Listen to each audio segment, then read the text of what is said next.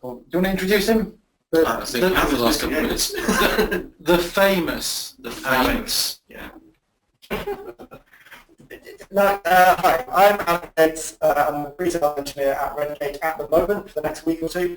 Today I'm going to talk about drift, cheese graters, and Elton John. What do I mean when I talk about database drift? Well, of course, what we all want to do is end up with some sort of automated build pipeline that looks a bit like this. We put our code into source control, we carry out some sort of automated testing, and we deploy it out with some sort of release management process.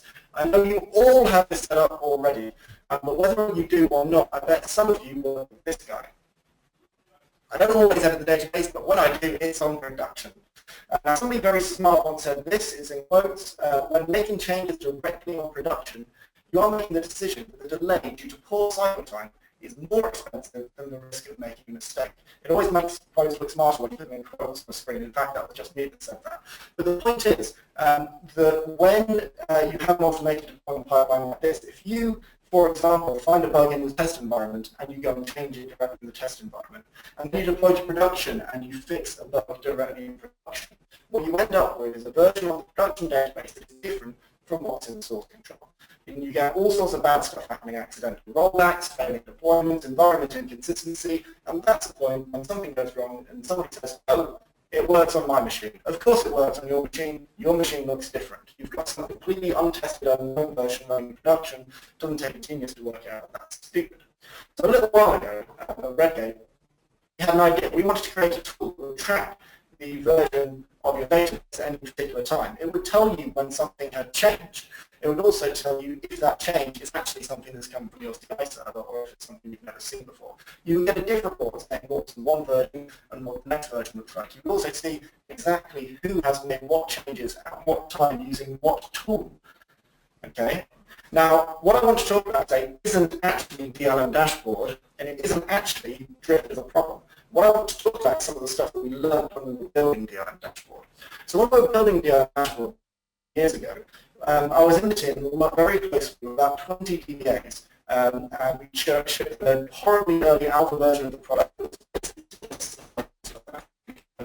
And we said, look, is this what you want? Will this be useful? And they gave us a bunch of feedback. This picture may have been taken at a slightly fortuitous angle. In general, they gave us a whole bunch of feedback. And the most interesting piece of feedback, the bit I love, is when we asked them, okay, somebody makes a change to the production database. What do you do next? Every single one of them is a metaphor for violence. Okay? Now, everybody uses a different form of violence. Some people use blunt instruments, some people use sharp instruments, some people use cheese graters. And I thought that was brilliant for my next song. That idea of violence. Sorry, there was a bit of an audio issue before. I thought I'd re-record it with a nice clean audio. This song is all about the pain that is felt when a plucky developer makes a change directly on production. And I'd like to caveat this with none of the words that I'm about to sing come anywhere from any Redgate style guide, so it's completely my words and not Redgate's. Also I learned to play the piano like in the last week or two, so please, this is a piece of fun, it's not supposed to be a piece of musical genius. I'm also a terrible singer, but hey.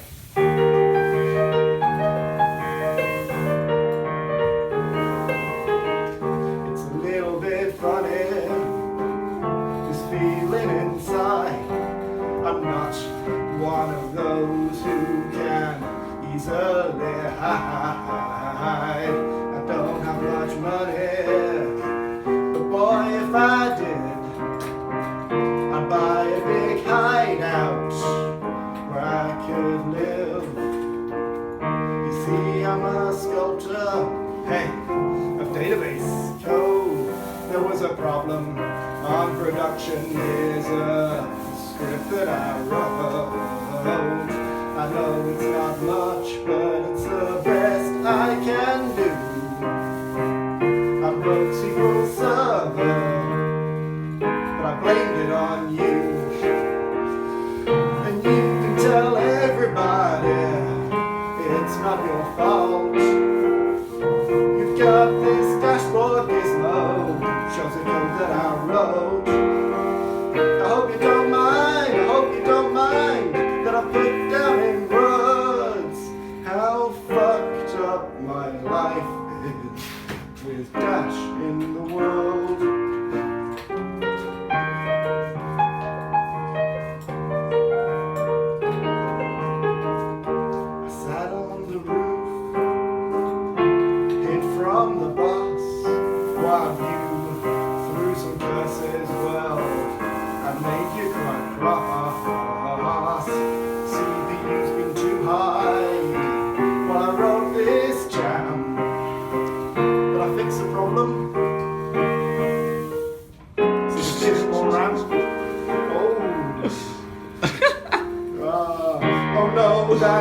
it?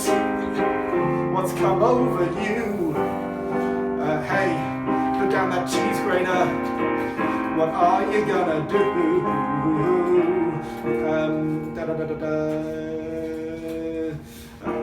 So anyway, the thing is, you're looking pretty mean,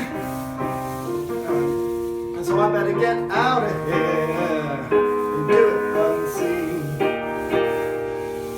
What dashboard tells everybody all's gone on.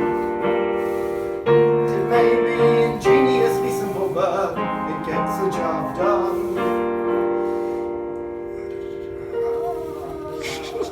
I hope you don't mind, I hope you don't mind that I put down in words how fucked up my life is with Dash in the world.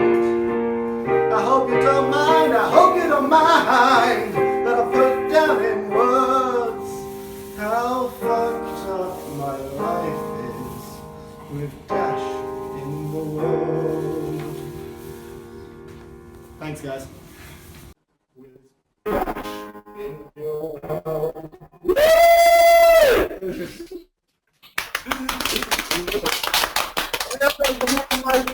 I'll make up more slides. Where is my? How do I turn my slideshow back on? Okay, cool. Okay, so that was Elton John. Morals of this story are go and take a look at the dashboard and hopefully solve some of those problems. My name is Alex Yates. I'm a pre-sales engineer at Redgate. However, shameless plug, I have actually just had to my notes at Redgate. I'm about to start a consulting company called the Consultants. I may have taken one or two liberties with the Redgate style guide, such as to do with testing stuff. So what you just saw was very definitely my own words, and not those of Redgate, does not reflect Redgate monarchy in any way whatsoever. And please do get in touch with me at DLM Consultants if you would like to do business with me, if you think I can help you improve some of your DLM processes. Thanks very much.